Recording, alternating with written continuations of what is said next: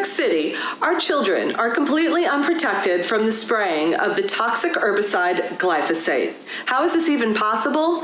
Well, the New York City Parks Department sprays huge amounts of this toxic herbicide all over our New York City parks. In fact, it's sprayed in their playgrounds, on the sidewalk, and our children are completely unprotected. It's simple. Parents and our city leaders, not the pesticide industry, should have the power to protect our children from hazardous pesticides in the parks where they play. Please reach out to your congressional representatives, write letters, send emails. Please ask them to remove Section 9101 from the Farm Bill so we can be assured that our local control, not only in Irvine, but cities across the United States, will be protected.